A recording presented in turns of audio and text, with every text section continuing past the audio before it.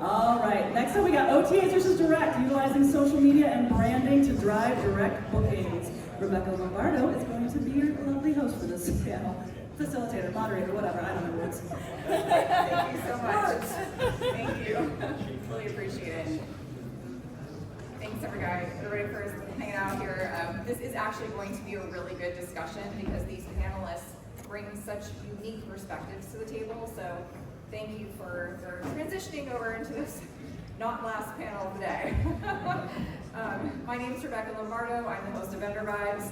It's a YouTube show where I interview the vendors so you can hear their elevator pitch without having to do a demo first. It's free to everybody. I don't get paid to do it, so I'm just trying to share information, so it's not like a biased thing. Feel free to watch the IMN link that I created in case you missed talking to any of the great vendors that are out there that support this amazing event. Without further ado, our topic is OTs versus direct. However, during our prep sessions, we all agree that it is not a versus situation. It is an and situation. So I'm going to ask the panelists to introduce themselves, name, business model, because it is unique for each of you, and location. We'll start with you, Eric. Thanks. Good morning. My name is Eric Goldreyer. I'm the owner and CEO of B&B Finder. We fall on the OTA side of the OTA versus direct options. Agree that it's an and. I think the way that we differentiate is that for most property managers, you can't control your distribution or your exposure on the OTAs, and there's fees that are involved that are going to hit you. So we've come out with an OTA that we're building right now and that is in the middle of launching, that we give property managers the ability to distribute their inventory on our site for basically free, and then we give them the ability to upgrade for a flat monthly cost if they want more exposure. So we feel that what we're doing is a way that you can control the level of exposure you get when you want it, when you need it. And for the traveler, we don't charge them a booking fee like they'll find on the major OTAs. And we have professionally managed properties only, so no for rent by owners. So we feel that that value prop is going to get travelers to come to our site, and we're going to allow them to book directly with the property managers. We're not in the middle of the booking process. Good morning. I'm Bryce Cano, founder and owner of Hugh Home Rentals. We're a property management company based out of Southern California. We do Joshua Tree, Big Bear, Lake Arrowhead, Indio, all the vacation hotspots around there. We kind of emphasize a lot of experiential properties that have a lot of amenities, and so a lot of the things that we like to do is branding, PR, social media, kind of pushing out those viral videos to help drive more traffic to our direct booking. Jody Clear with I Love Vacations. We're professional property managers. We manage about 700 homes in the western half of the United States, in Whitefish, Montana, Park City, Utah, Sedona, Scottsdale, and here in Dripping Springs.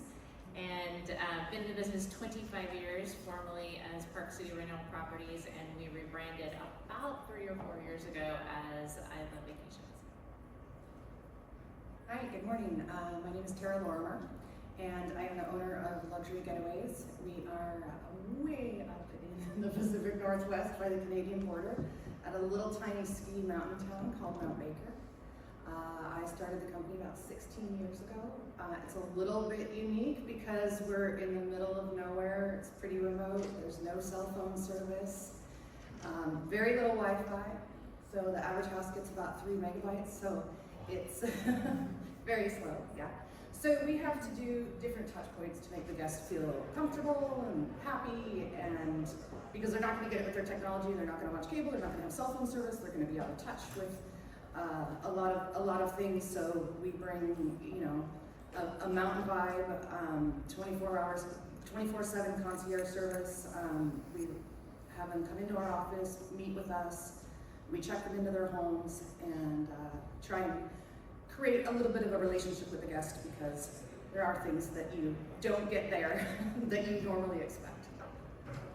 Our primary guest is tech out of Seattle. We're a drive-to destination, so it's a little bit of a shocker when you come up for the very first time and you're in a big tech community and we're like, what do you mean there's no cell phone service? That's awesome.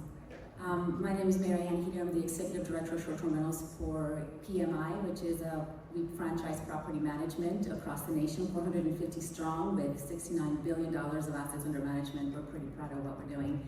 But hey, can I just say thank you to IMN for gathering so many masterminds in one room. It's been really cool to talk to you guys and see what you guys are doing to expand your businesses. So we manage real estate, period. We're the property management people. We open doors to a better life. So that's all we do. Thank you guys. I wasn't joking, was I? These are really incredible perspectives. So I would like to hear from all of you on what is your usage of OTAs like? Do you try to use it to convert the guests to book direct? Do you try to increase your prices? What does that look like for each of you? We'll just go down the row again. Yeah, so one of the things we didn't say is I own an inn called Sage Hill Inn and Spa, and it's a 20-room boutique inn just outside of Austin. So I get the opportunity to see this from both sides of things. I don't think there's a silver bullet to distribution or to exposure. I mean, I'm a big fan of whatever it takes and do what you have to do. So we try and distribute on all the OTA platforms. We spent a lot of money on our website and try to drive as much share directly to our website, but obviously there's a cost to that, right? It's not free to manage all those other things, to try to drive business to your site as a property management company or as an independent for rent by owner, FRBO, which tying back to is why we created B&B Finders, to give people a free way to give travelers a way to connect with them directly. So I think it's kind of a case-by-case thing.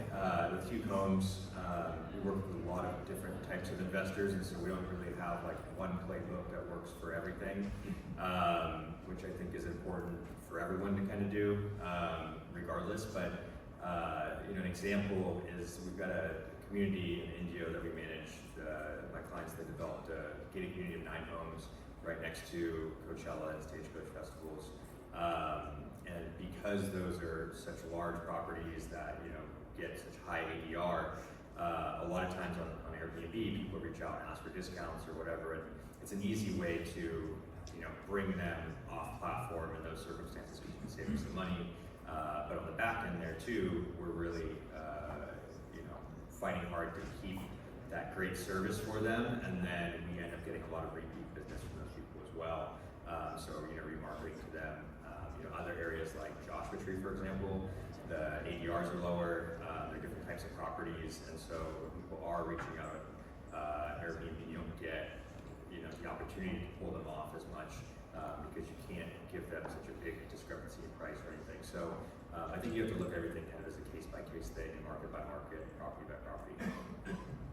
Yeah, I totally agree with Bryce. It really depends on your market and historically where you're at. Historically in the beach towns, Vrbo's done very well because families have vacationed there for years and years and used Vrbo. And some of our more hip locations like Sedona, Airbnb is king. So you really have to know your market and where you're at. In our established markets, such as Park City, where we have luxury ski in, ski out homes where people come year after year, we're looking at about 60 to 70% direct bookings, super strong SEO, had a website forever, people know us, that's kind of how it is. But in our 5 new emerging markets, so we started, 3 emerging markets in the last 5 years, so what I meant to say, we heavily depended on OTAs in the beginning because that's all you have. As you're building your brand, you have to depend on those OTAs. But also we've come to see that during the owner acquisition period, a lot of owners want to know, is my house going to be on Airbnb? Like they see that as a badge of honor. And so you have to be on those channels. And some of them want to see it on multiple channels, right? And so we even have to be very careful and say, please don't go look for your listing on Airbnb because you're only hurting your conversion rate. But it is interesting because when you do take somebody off platform, you're penalized for that, right? Because then your conversion rate goes down, your visibility goes down. It's a whole game, numbers game, trying to figure out, how do I appease the OTA, but then also, help the guest as well. So you have to be on them, but at the same time, when you look at direct bookings, how much are direct bookings cost you as well? You're having to maintain your website, you have your PPC, you have your reservation staff that's answering those. You know, so there's definitely advantages to it, especially if you're in a destination where people have repeat business. If you're in a destination maybe like Hawaii, where it's a once in a lifetime trip and you're not gonna have the repeat guests, then, you know, I would focus more on the OTAs versus the book direct, because those are, you know, once in a lifetime customers. But if you're in a destination where the family comes year after year after year, that's where you tend to build up the directs. Yeah, very similar. A lot, I think that there's been a big shift, at least in my community, since 2020. They're using we're seeing more Airbnb bookings than ever have in history. And prior to that, we were huge book direct. And we have a large repeat business. People go skiing every year, they plan their trips, they go hiking in the summer. But yeah, we've seen a big influx of Airbnb. There is a conversion rate issue, so we don't encourage people to go off platform for their first reservation, but we do try to convert them when they come back and they're a repeat. All, you know, consecutive reservations after that are you know, direct with the website. We encourage it, we educate them, we use booking insights on our website so they know what the cost is, what the cost difference is, the premiums they're paying, and try and teach them that there is a better way where it's the same great host, whether it's an Airbnb host or you're booking with the company direct, you're still getting, you know, 100% of that service. And I think it's just a lot more education than we had to do, you know, in the olden days, or, you know, a decade ago. Now we're retraining. It's like retraining your children. No, this is the right way to do it. I swear, we'll save you a lot of money. I like playing nice. I think that everybody can win. I like OTAs. I think OTAs are a great way to help market our brand, and they have a great way to cast a wide net for us. So I think that the first booking should always come through an online travel agency. After that, we better do our job to make sure that we can bring them in. We have a unique strategy. We just released PMI Travel, and it's kind of cool because we have a powerful network of brand users that are loyal to our brand and who want to travel with us. So that has been a really fun thing to release, and to be able to have our own hundreds of thousands of brand users be able to book with us and save and promote their own brands. Excellent. I do want to ask you guys a follow-up question about getting that guest to come back the next time they book directly with you. But before I go on to that, I don't know if everybody understands, the experience from the guest perspective is completely different going through an OTA versus going directly through the website. Can each of you speak to that experience and what it looks like for your guests? Yeah, so I'll start. Since I'm not a property manager, I would say that, you know, we're a book direct OTA, right, which is different than everything out there. So our goal is to give the traveler the same price that they're going to get on that website, because we're not charging the property manager a percentage, so they're not going to raise their rates and charge more on our site than theirs. They're the merchant of record. So we're helping property managers get that first reservation direct with them, so then they can have a higher probability of converting the reservation, because they get to speak, communicate with the guests directly, not through our platform that's stripping out contact information, etc., and convert that guest the first time, and then keep them as a guest. I mean, any good property manager, which hopefully most of them are, is going to deliver an amazing level of hospitality and build that relationship with that guest. And so if that guest is coming back to that market, then great. But not everybody goes to the same market for their trips every year, right? People are traveling to different places, so we want to be the place that aggregates all that inventory of professionally managed property manager inventory, so those travelers can come to us, find a great property with a great PM, and then book it direct. So I think the difference between booking direct and the OTAs is, especially with Airbnb, a lot of people are used to it. The UI and experience and stuff is standardized now. That's what people expect. And so depending on what you're using for your direct booking site, if you've created your own or whatever, it can be a very clunky process compared to what they're used to. And so I think if if you're going to go down that road of doing direct bookings, you need to kind of think through that and make sure that you're not, creating barriers where they don't need to be. And so, what's great about building a direct booking site or pulling people direct is you can create more touch points. So if you're trying to create that experience, you can, ask more questions, you can know them more, you can, surprise them with things when they get there.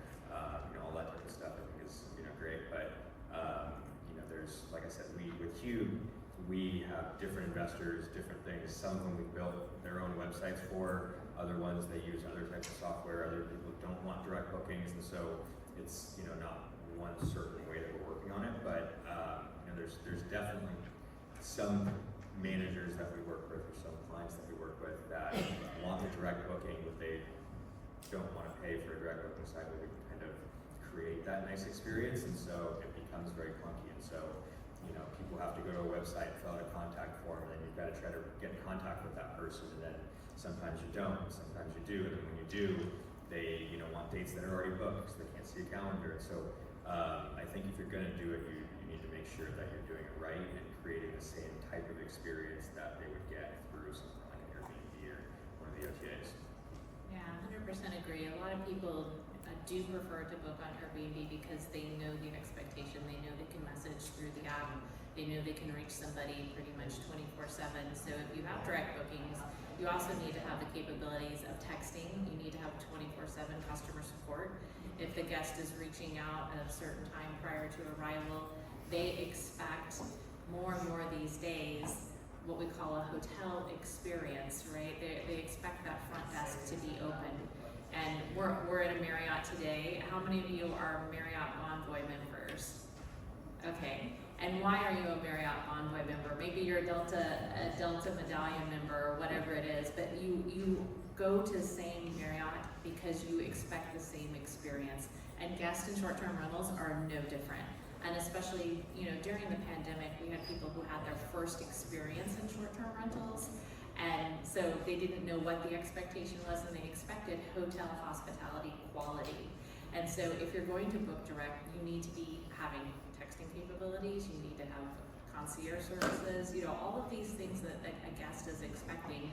If they arrive at the home at 6 p.m. and try to reach you, someone better answer the phone, because they're gonna go to Airbnb if they don't. So, but I think the guest experience, there's also kind of that safety, so you are always gonna have the person who's going to book knowing what they get, and then you're also gonna have the person who says, oh, I wanna shop local and I wanna book directly. Very, very similar. I completely agree. We have a dozen touch points with guests, and I think expectations are high, and they're rising constantly.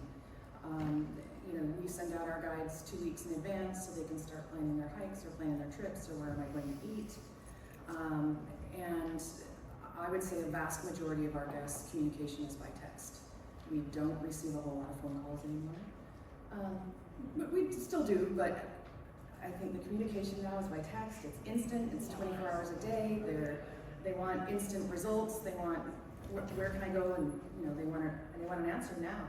So we try to stay on top of that as much as possible with the communication quick and instant. Fortunately, I have young people that work for me that stay up really late. So I'm like, okay, you're on the midnight shift.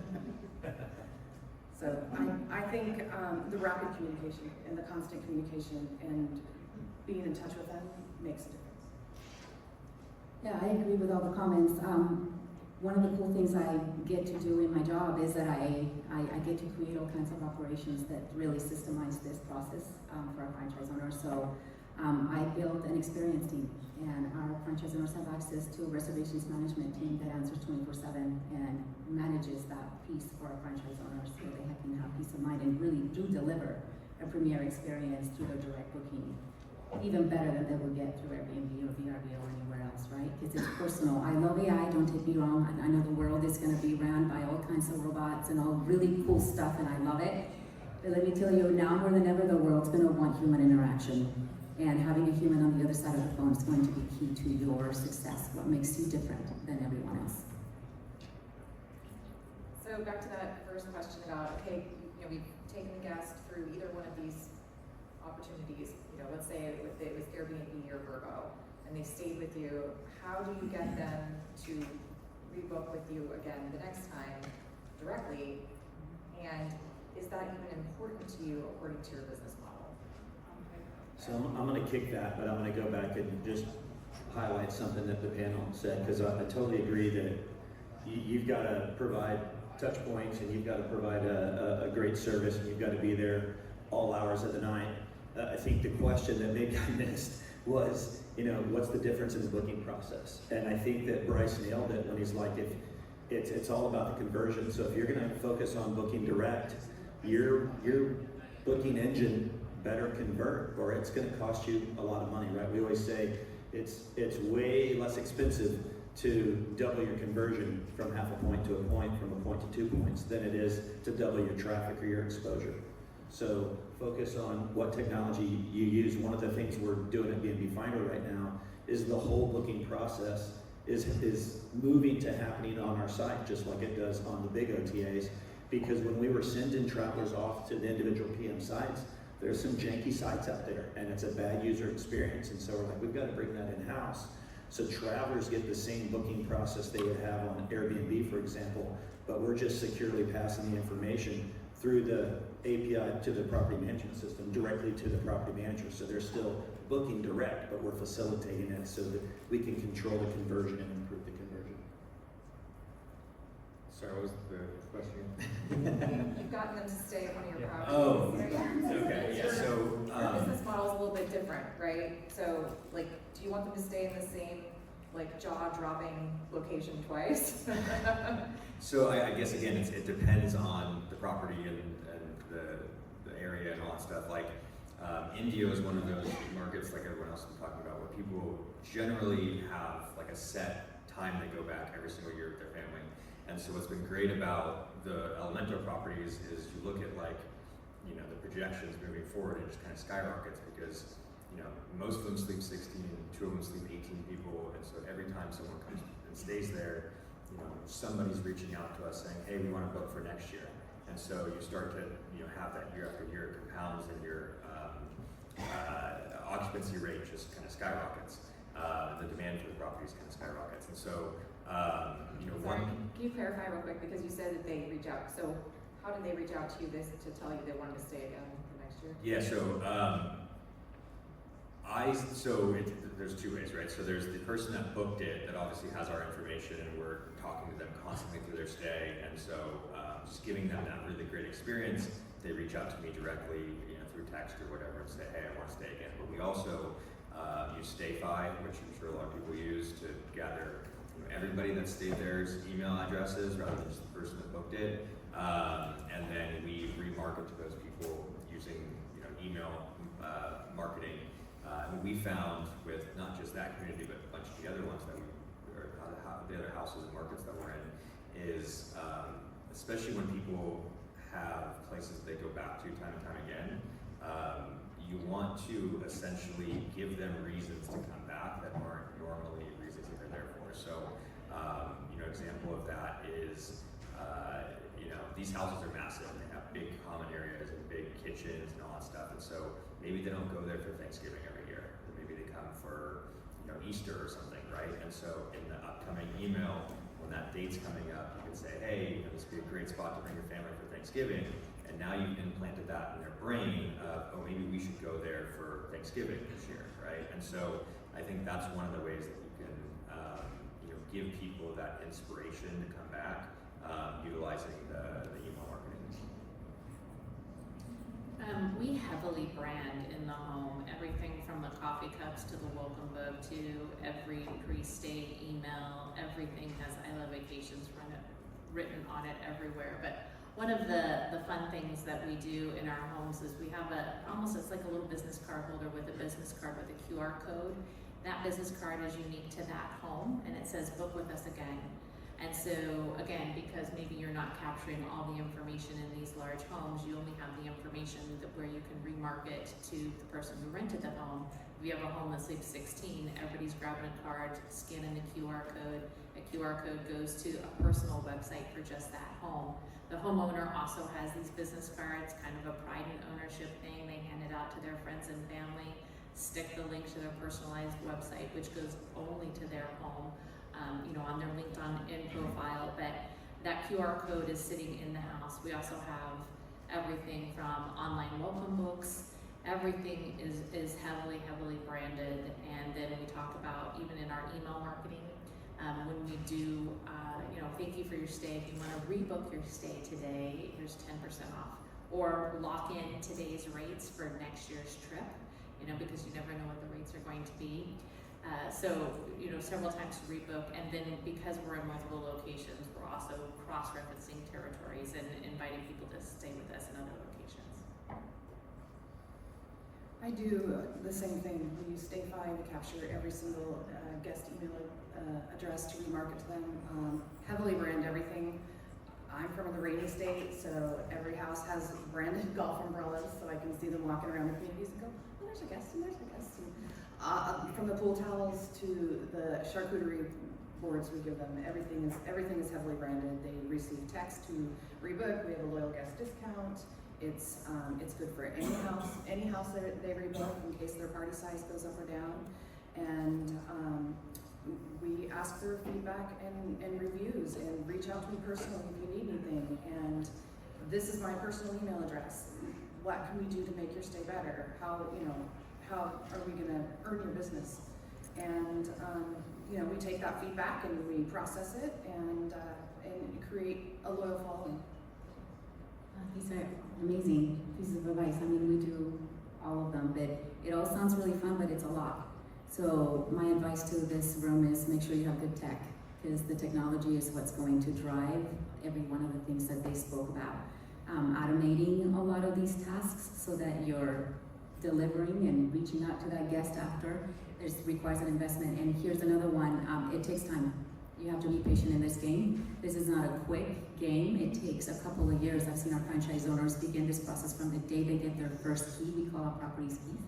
From the minute they get their first key, but it takes a couple of years to really grow this from 0 direct booking to 40 to 60% direct booking strategy. So it sounds like a really fun thing. Just know that you're in for a long game. And if you need to, whatever you decide to do, make sure you can sustain it for the long game. Don't go too big, too fast, too soon, but just steady wins the way.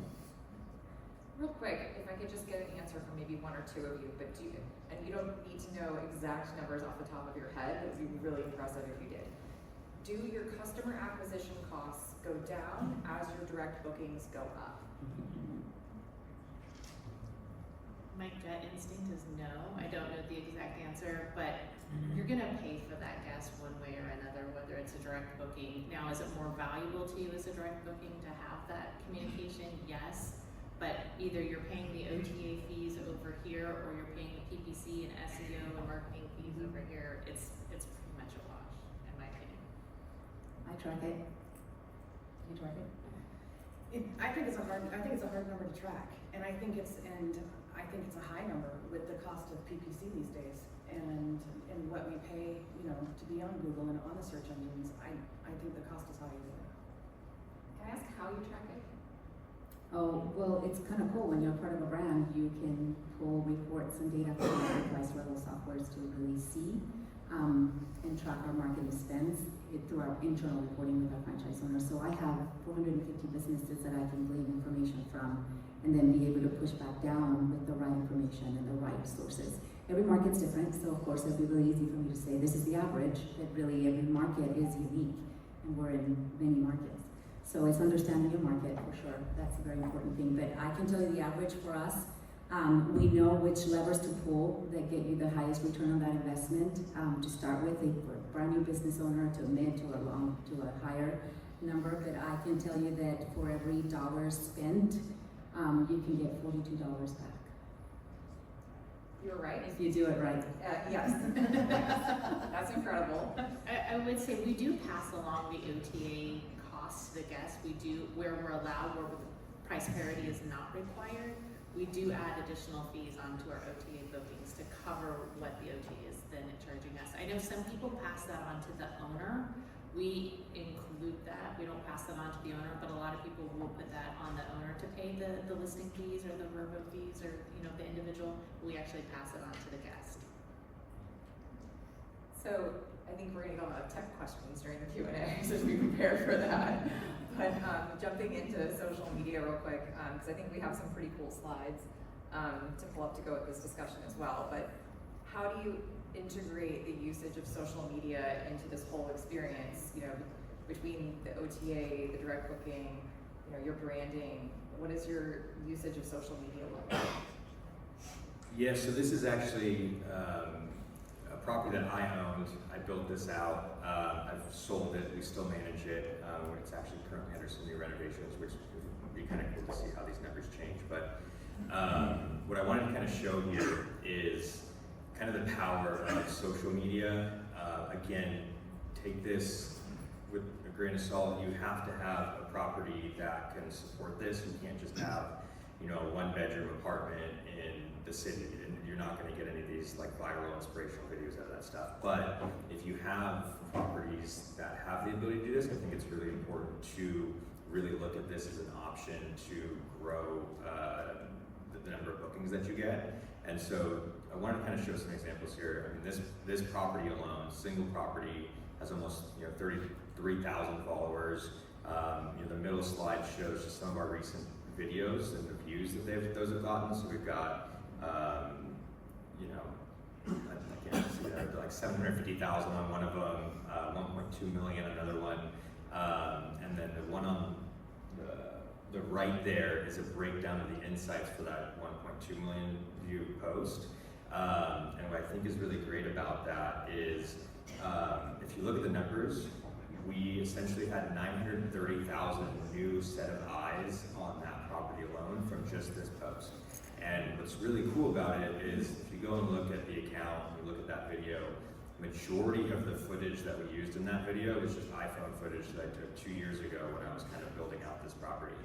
There's a couple other things that we used from some influencers with some cool camera angles and stuff, but what does really well on social media is these couples retreats.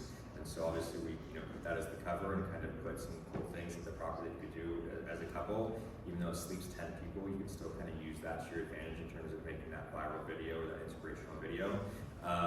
And then some other really cool numbers is, we ended up getting 3,900 followers from that video alone, which if you look at it is about 10% of the following that we have just from that video. And then 35,000 shares, 16,000 saves. Those essentially you can look at as if you're looking at like Airbnb, when people save your property for future trips, that's essentially the same thing here, where they've saved that, they want to come back to it, and then obviously the people that follow it, you can continue marketing to them because every video you post from now on is going to show up on their feed, and eventually they're going to, if they go to that area, book your property, right? And so again, we were kind of talking about just a second ago, it's a long-term play. It's not something that is going to instantly drive bookings. Sometimes it does. You'll get one of these viral videos and you have to make sure you got to jack up your pricing because sometimes you will get your calendar booked up pretty quick. But a lot of the times you see some of these other lower view videos, they're still serving a purpose, but it's not something that's going to drive bookings right that second. It's going to be kind of a long-term play. If I can ask real quick about use of influencers, because I know I've talked to a lot of people here at this conference about that. It's a dicey situation. Some people have been burned, some people say it doesn't work. Any tips? Yeah, so we do a lot of it. I also say no to a lot of people. We get reached out to, I don't know, probably 10 times a day on each of our accounts. We've got quite a few accounts that we manage, and we're saying no to most of them. And so I think what you really need to look at is who's they're following, right? So there's a big difference between hyper localized travel influencer that has like 30,000 followers and some random Instagram model that has 1.2 million followers. Like the people that are following her don't care where she's going to stay. They're not going to go book your place. But if they're following a localized influencer, typically they're looking for those inspirations. And so that's actually the person that runs all of our social media. I met her because she was the first influencer that we worked with, and she had 30,000 followers at the time. Now she has a couple 100,000 followers, so she knows what she's doing in terms of like creating that content that can kind of take off. But her stuff was super localized to basically San Diego at the time, and so I think those are the ones. If you're going to do it, that's what you want to look for, is those super localized ones. Also look at their pages. Like, just because they have 30,000 followers doesn't mean that they have an engaging follower base. You've got to look at the views and likes and shares on their videos, especially the more recent ones. Sometimes you get people that took off 6 years ago when it was a lot easier, and you look at their current videos and they have 3,000 for each view or each post that they post. The other thing I look at a lot of times is if they partnered with other local properties, and see what their follower count is now after working with them, and see if that helped them out. Because a lot of times they'll post about a rival one in the community, and they don't really see a jump in their followers. So I just kind of assume that's probably not going to work for us either. So we've just been doing it a lot, so it's kind of easy for me to kind of justify or look at it and see if it's going to work for us or not. But I think there's one more slide after this that has more of your content. Yeah. Oh yeah. I can't imagine why that did well. It sells. Which is funny too. So when you're doing this, you have to kind of take the comments with a grain of salt, because a lot of times the ones that you get like these really bad comments on end up taking off and doing the best, and you're still getting the eyes and you're still getting bookings and stuff from it. But yeah, that one in particular, we got a lot of negative feedback from the one right there. Mary, do you train your franchisee owners how to do this kind of stuff? Absolutely. Actually, we have a third-party vendor that helps create the content for our franchise owners, so we know what works and what clicks. So we provide that for our franchise owners already. They don't even have to do it themselves. We do it for them. But can I just say, that's cool, and you want to, social media is a relentless, never sleeps game. Like, that's the game you're playing. If you're not that person who's on social media all the time, you need to make sure you contract somebody who is, and that's who you drip. Because it's not even the content that matters sometimes, it's just this drip, constant in your face, that needs to be out there. And that's the key to playing that game. Now, social media for us is number 4. There are many other levers that actually produce more than social media to start with. So just prioritize your budget to make sure that your email marketing is actually one of the top, it's the top one for us, that we see the biggest return on investment. And social media is pretty low cost, and it's a great way, but it's number 4 for us. So make sure that whatever you decide to do, you're consistent and relentless about delivering and staying in front of people all the time. I think there's one more slide after this that has an example that Jody was talking about. Yeah. If you want to speak to this again. Yeah, so Instagram walls have become pretty popular in a lot of short-term rentals. This one here in Scottsdale is at the pool. There's someone who does murals. Scottsdale is a very heavy bachelorette party destination, and so they even have, I don't know if you guys have seen the Barbie house. There's a full Barbie blown, everything is pink inside. It's a very themed home. But I think as it plays into social media, to Bryce's point, if you have a unique product, you're gonna do well with an influencer, you're gonna do well on social media. If you're a 3-bedroom, 2-bath like everybody else, I wouldn't spend the time with the influencer. You've got to have the product that kind of matches that. And then that's a picture of the business cards that are in all of the homes with the QR codes for the rebooking. Yeah, user-generated content that gets inspired by these kinds of images is huge. I would encourage everybody, especially if you're doing it on Instagram, to use the same hashtag that is unique, a unique hashtag for your brand, and then put the hashtag in the property. So as people share out photos like this, you can start to track the engagement, and other people will see that same user-generated content from previous guests. One last question here. Well, looks like it's the last. Yeah. Real quick, there's one more thing I wanted to kind of touch on in this kind of space before we move on. So, kind of to talk on like the levels of what's important. I think you have to have a full marketing approach, right? Not one lever is going to do it for you. And so even when you're starting off the property, you have to have a launch strategy. There's PPC, social media, obviously the remarketing emails and stuff, but another really big one that a lot of people don't really dive into is kind of PR. And so that's, getting into magazines and blogs, and that's the ones that I think actually have the highest return because, especially when you're on the OTAs, right? People have to know that they're going to that area and then they're going to find your property and you're competing with everybody else that's in that area. If you can get on some of these blogs that are like the best, Joshua Tree Airbnbs and you're one of the top 10 on there, there's a whole other subset of people like myself where when I go to a new area, I type in, best places to stay in this area. And if you're not popping up there, then you're kind of missing out on all those potential bookings. But it's also great because it's, either it's free in some circumstances or there's low cost, but that lives there forever. Whereas social media, you might have one viral post that kind of dies down. You've got these ebbs and flows, and you have to keep chasing that. Some of these more kind of PR ones can end up being the biggest earners for you. Excellent. So do you guys have a goal number in mind for the percentage of direct bookings that you're like aiming for?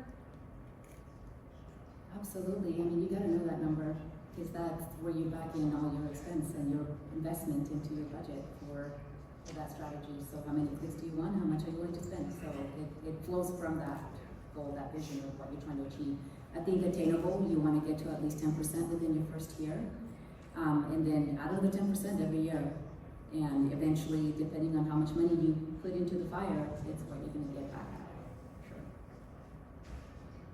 Yeah, it's all about your budget, so you just have to monitor it, and if you're not seeing the returns, then you need to back off the budget and kind of find that sweet spot. Yeah, at least on a quarterly basis. We run 90-day campaigns. That's how we do it with our franchise owners. We coach them to strategically look for their avatar, their target, their market, their owners, and we dial it into a very niche type of a campaign every 90 days, and then we refresh and retarget based on feedback that we get from that campaign. But nobody's sitting here being like, okay, everybody should be at 75% direct bookings or you're a failure. No, it takes a long time to get there, and if you're there, hallelujah, congratulations, I want to talk to you. But if not, it takes a game that takes time. Well, and again, your market, the type of property, who your demographic is that you're going after, there's so many factors that it's not a one-size-fits-all answer for anybody.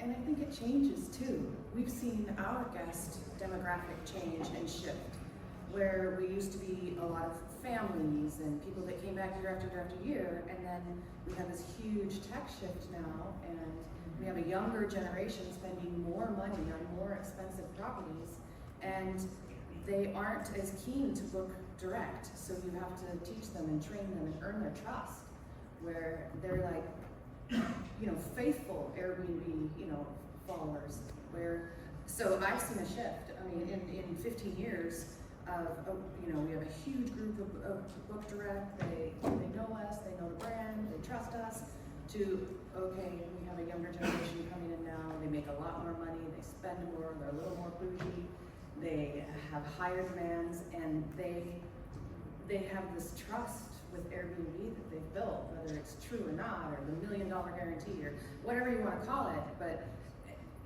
we see it move. And I've been around 15 years, and we had a huge book direct, and then it changes, and we're retraining this group to, okay, next year when you book, you can book direct, you can save money, and it's not a steady climb until you hit your 60, 70, 80% book direct. It changes.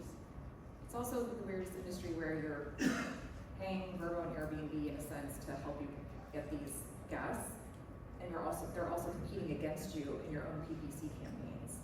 That my mind is always blown by that. We're almost out of time, but I did want to get to some questions. One of the first ones here is, can you talk about your rebooking marketing flow?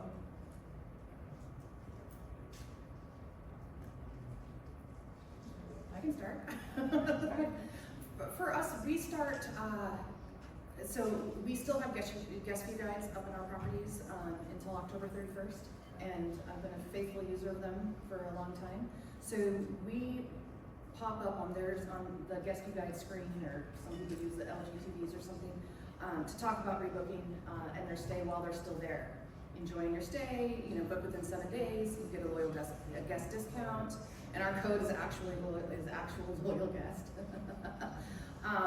We use StayFi, so every single guest that checks into the Wi-Fi, and they have to sign into Wi-Fi because we don't have cell phone service, it's a forced thing. Our password in every single house is book direct.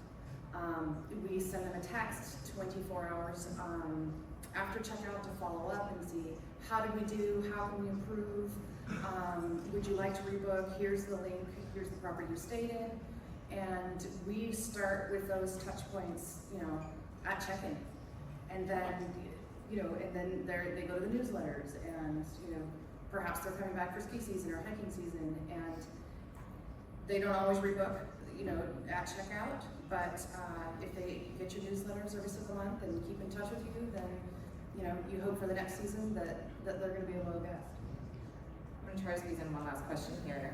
There's a question about kind of protecting the experience, because I think that thing of air cover with Airbnb, I know, and then the cancellation policies, it's very easy for a billion-dollar behemoth to set these expectations with the guests, but how do you guys do it to kind of assure them when they book direct that it's going to be a good experience, they're going to be secure? I can answer to that. We charge a damage waiver, and this is actually a profit center for us. So we charge a $99 damage waiver that gives them up to $3,000 worth of accidental damage while they're in the home. So if anything happens during their stay, all they have to do is call us and say, Uncle Fred sat in the chair and he broke it, and we'll replace it. But we're collecting that $99 on every single reservation, and then it becomes kind of a slush fund for us to turn around and then pay out those. We also have our own guest contract. Everybody has to sign prior to their arrival. That guest contract does say we can charge your credit card for any excessive damages or excessive fees. So there's lots of ways. And at the end of the day, most people are good citizens. We don't have a lot of huge damage or things that are going on. We also carry a $1 million or a $2 million umbrella policy that is over all of our owners in case there is any type of accidental issue that happens. At the end of the day, insurance companies going to go after, attorneys are going to go after who has the most insurance, right? So either it's the homeowner, it's you as the property manager, but they're going to sue everybody. And then, you let the attorneys figure it out, but that's kind of how we handle it. I'm so sorry we're out of time, but please feel free to talk to these folks afterwards. They're awesome. Thank you guys very much. Thank you.